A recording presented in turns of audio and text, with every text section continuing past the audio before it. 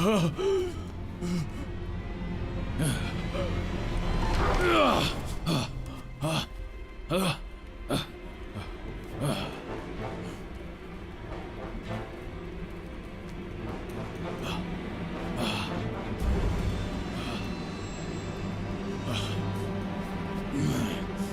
kawal! Mahal na hari, tipunin lahat ng mga pantas sa palasyo. Ang mga manghuhula at mga astrologo. Dalhin sila sa akin! Ngayon na! Opo, mahal na hari. Anong ibig nito sabihin? Bakit hindi mo ako matulungan?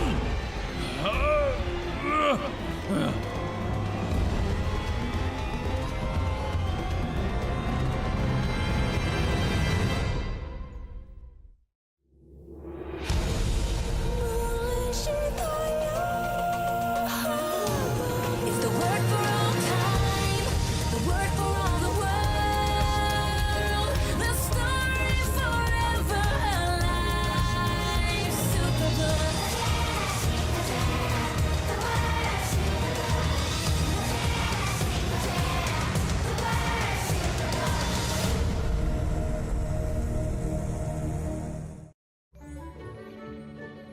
Uy, Joy! Tingnan mo to!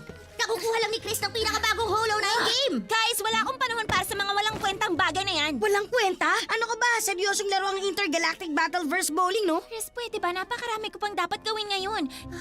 Kailangan kong ipaskill tong mga flyers para sa Girls Leadership Food Drive. Ang dami ko pang homework. Marami pa akong hindi nagagawa. At kapag hindi na mulaklak tong halaman na to, tapos na ang science project ko. At hindi maintindihan ng buong klase kung ano ang carbon cycle.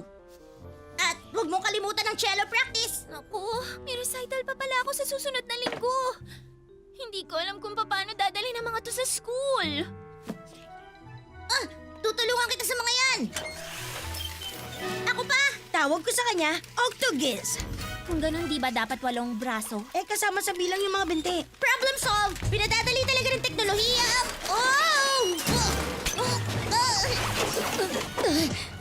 Uy, may mga laro ka ba dito? Ano ba? Mas pinalala nyo lang eh. At alam ko kung ano magandang gawin. Huwag mong gawin yung science project, tapos huwag ka pumunta sa recital, tapos sabihin mo kinain na aso ang homework mo. Ano? Gusto mo ako magsinungaling? Hindi, maling magsinungaling. At mali rin to! Bumalik ka dito! Bella, tigil! Ay, halika dito, bubuit! Kapag nahuli lang talaga kita! Halika rito, Bella! Ay! Ano ba? Konting tulong?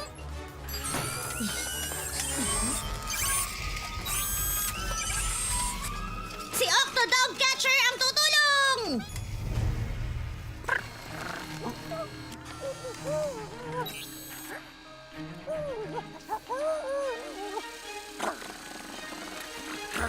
May kalalagyan ng aso makulit na to. Halika, lumapit ka dito. Sige lang, Giz! Aba, ang puppy roll and run trick.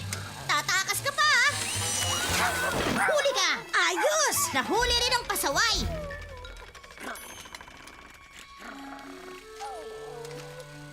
Maling-mali talaga to.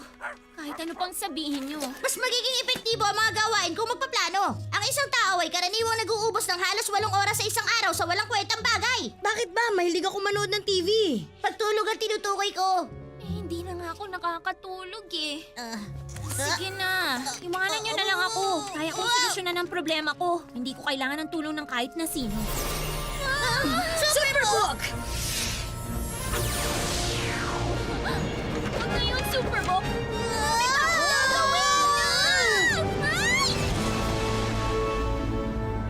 Dadalhin ko kayo sa isang napakatalinong nilalang, isang tao na alam ang solusyon sa kahit anong problema.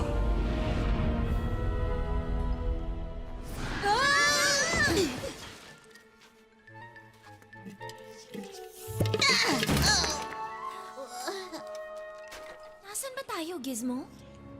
Medyo hindi na ako sanay magbasa ng cuneiform. Pero tingin ko nasa Babylonia tayo, mga 600 BC. Oh, kumusta? Kayo siguro ang mga bagong tagapaglingkod. Masasabi kong masyadong bago. Kadarating lang talaga namin dito. Tama, at humihingi kami ng tawad sa lahat ng to. Hindi namin, kasi kami... Huwag kang kabahan. Lilinisin na lang natin ito. Mas kabado pa nga ako nung una akong dumating dito sa palasyo. Ah, talaga? Kailan naman yun? Isa ang aming grupo na napiling magsilbi kay Haring Nebuchadnezzar. Nag-aaral kami araw at gabi hanggang matutunan namin ang lahat tungkol sa Babylonia. Grabe.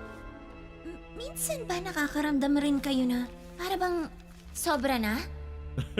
Maraming beses na. Pero nagsisilbi ako at ang mga kaibigan ko rito sa palasyo nang mayroong tangal. Kung kaya naman sapat na ito. Sumama kayo sa akin.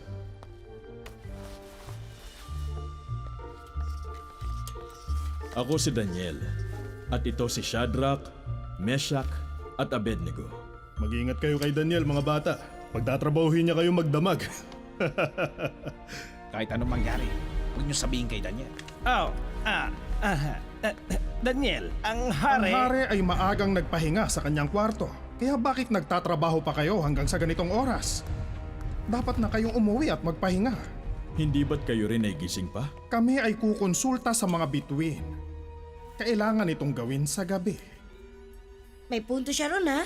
Kayong tatlo, tulungan niyo kami sa aming mga gamit. Oo, sige. Gusto ko rin titigan ng mga bituin.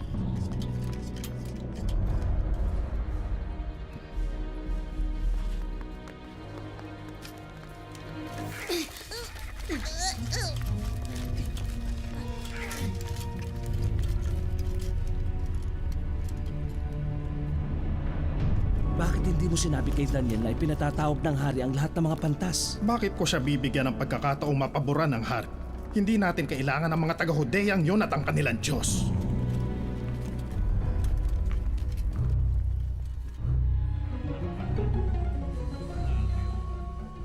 Bakit tayo pinatawag dito?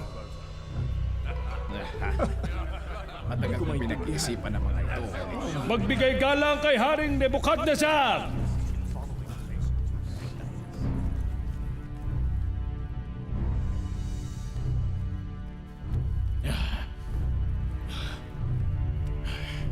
Nagkaroon ako ng panaginip na bumabagabag sa akin. Kailangan malaman ko ang kahulugan nito. Mabuhay ang mahal na hari. Sabihin niyo sa amin ang panaginip at sasabihin namin ang kahulugan nito. Seryosong bagay ito. Kung hindi niyo masasabi ang ibig sabihin ng aking panaginip, mapuputulan kayo ng mga binti at braso at ang inyong mga tahanan ay mawawasak! Ngunit kung inyong masasabi ang aking panaginip at ang mga kahulugan nito, bibiyayaan ko kayo ng pabuya at mga parangal.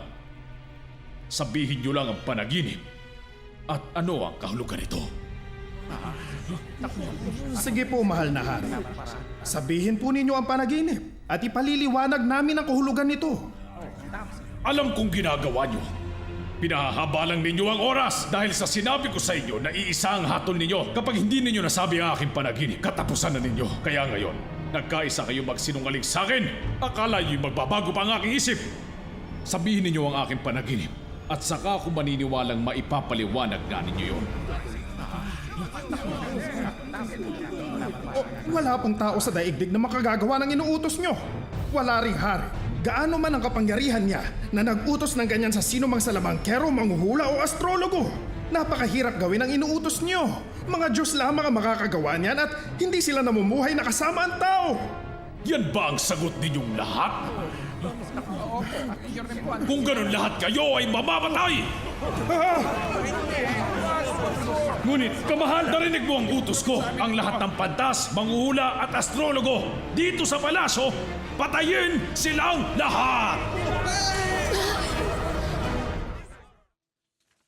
Narinig mo ang utos ko. Ang lahat ng pantas, manghuhula at astrologo dito sa palasyo, patayin silang lahat! Sandali! Hindi nakasama sa puling si Daniel at ang mga kasama niya. Pero utos ng hari, lahat ng patas papaslangin. Man masabihin sila. Narinig niyo ang utos ng hari!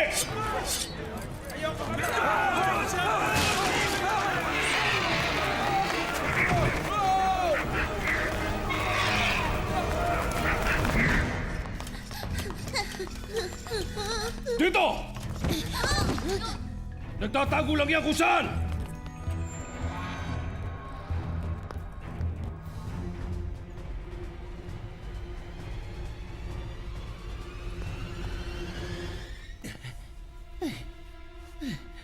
imposibleng hinihiling ng hari mula sa amin.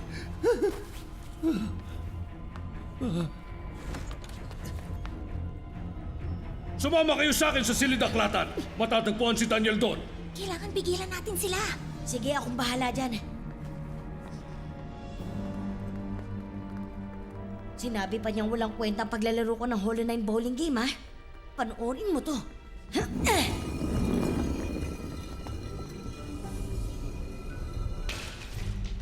Magkita tayo sa silid-aklatan. Ayun ang isa sa kanila!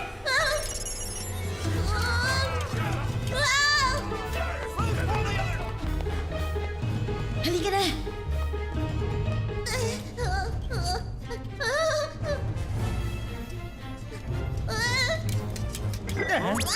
Ayun!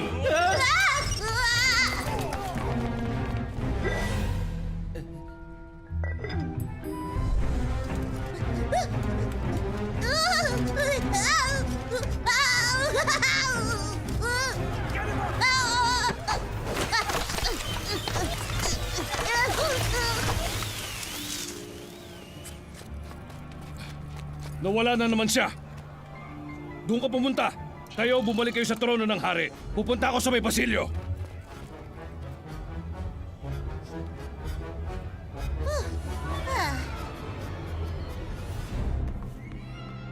Daniel! Kailangan niyo umalis ng palasyo! Inuutos ng hari na paslangin lahat ng mga pantas. Huwag ka matakot, Joy. Daniel, anong gagawin natin? Dalhin mo sila at hintayin mo ko sa aking bahay. Kailangan mong sumama sa amin. Papatayin ka nila. O protektahan ako ng Panginoon.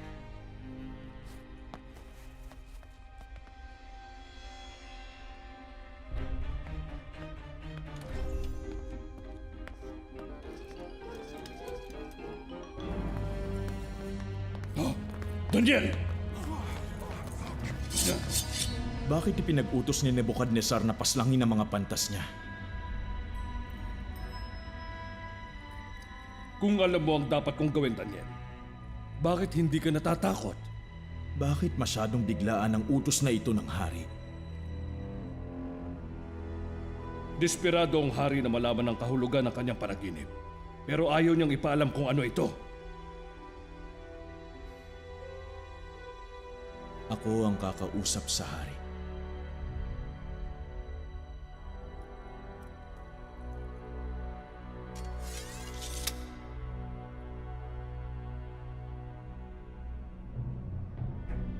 O hari ng mga hari, hinihiling ko na bigyan ninyo ako ng panahon upang malaman ang kahulugan ng inyong panaginip. Sinasabi mo ba na mas makapangyarihan ka kaysa sa ibang mga pantas at manghuhula? Hindi po. Wala po akong kapangyarihan. Ngunit ako ay tatawag sa Diyos at siya ang tutugon.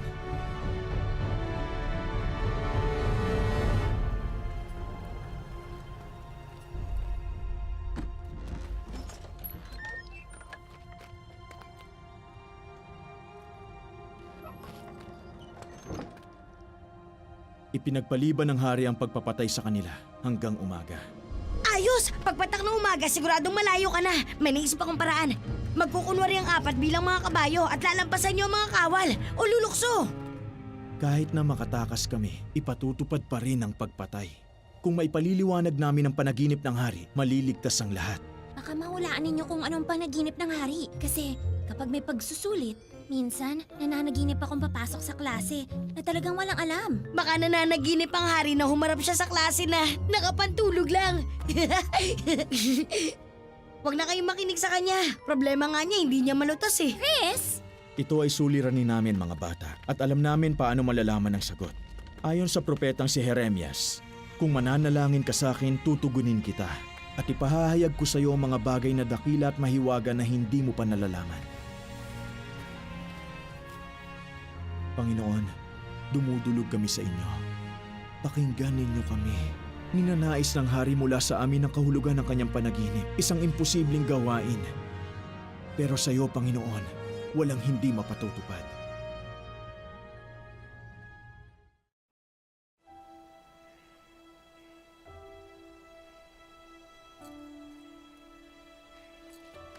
Purihin magpakailanman ang pangalan ng Diyos, pagkat siya'y marunong at makapangyarihang lubos. Chris, gising! Siyang nagbibigay ng karunungan sa matatalino at kaalaman sa may pangunawa.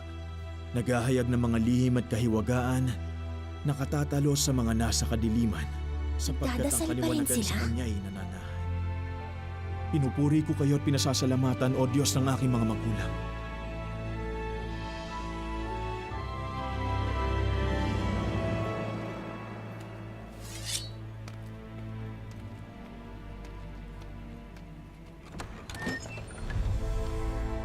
Dalhin mo ko sa hari at ipaliliwanag ko ang kanyang panaginip.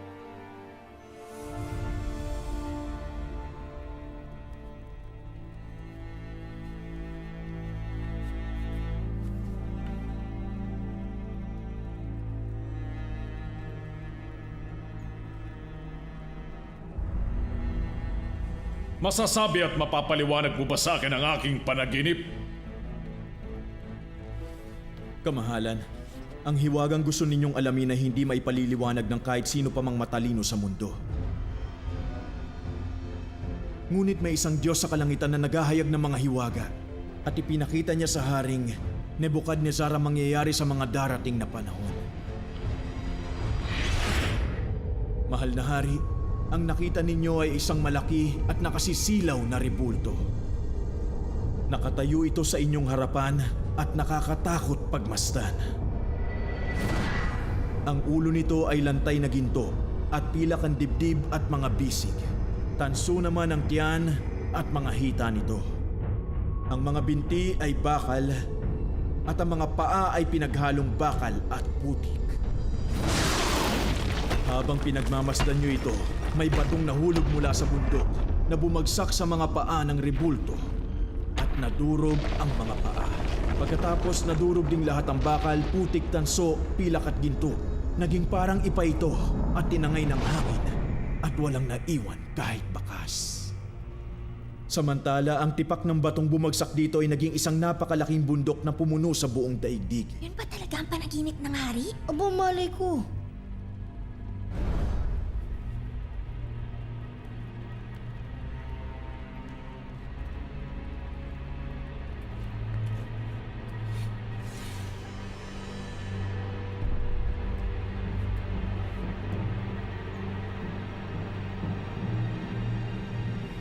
At ang ibig sabihin ng panaginip?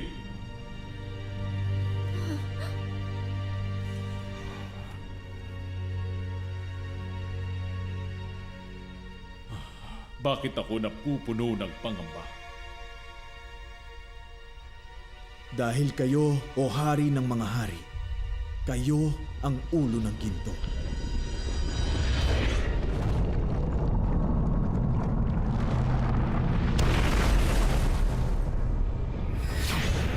Pagkatapos ninyo ay may babangon na bagong kaharian. May pangatlo at may pang-apat na singlakas ng bakal. Sa panahon ng mga haring yun, ang Diyos na nagahari sa kalangitan ay magtatatag ng isang kahariang hindi maibabagsak kailanman ni masasakop ni naman. Sinabi niya kay Nebukadnezar na babagsak ang kaharian nito.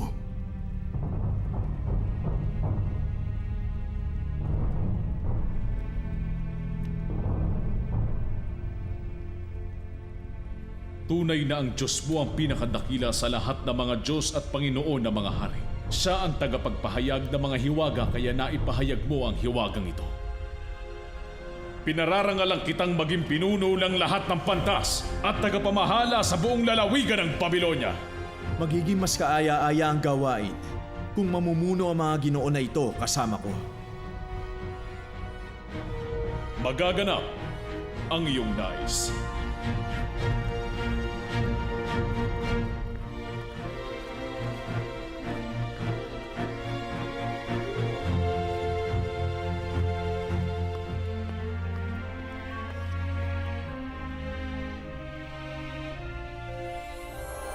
Superbook!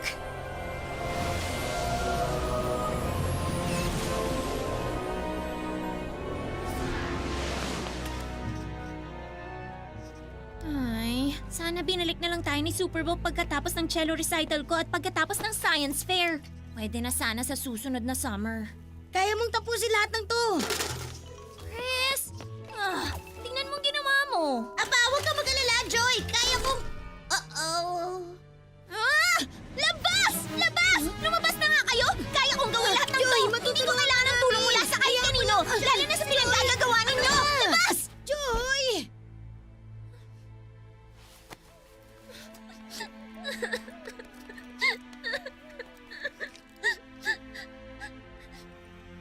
Ay, Bella. Ano bang dapat kong gawin?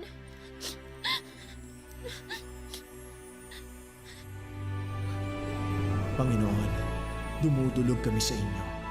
Pakinggan ninyo kami.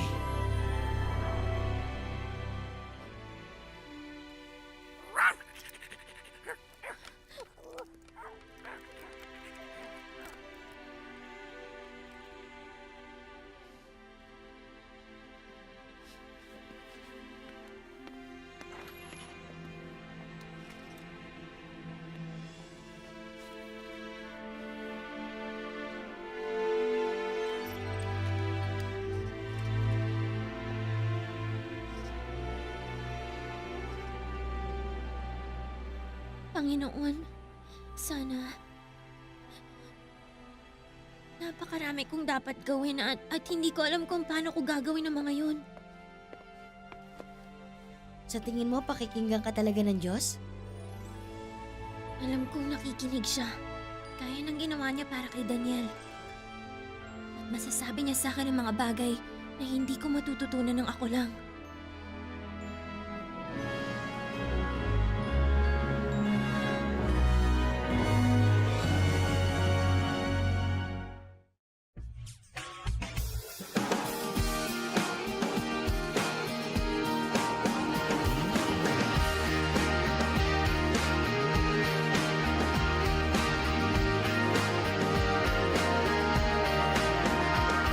Jesus sa krus, ika'y namatay, nabuhay muli para mundo'y iligtas.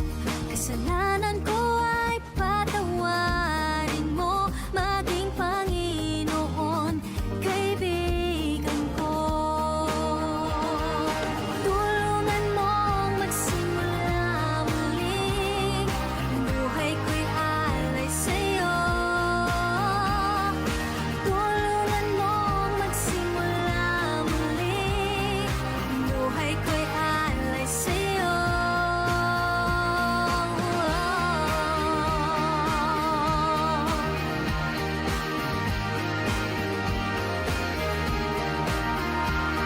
Jesus sa krus, ika'y namatay, nabuhay muli para mundo'y iligtas.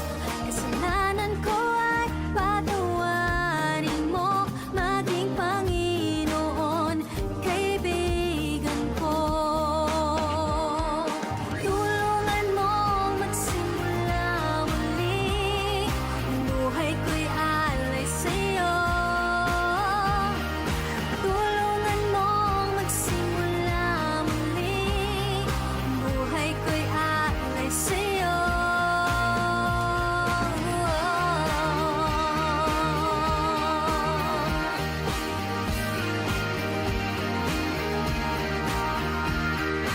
Tulungan mong magsimula muli, buhay ko'y alay sa'yo.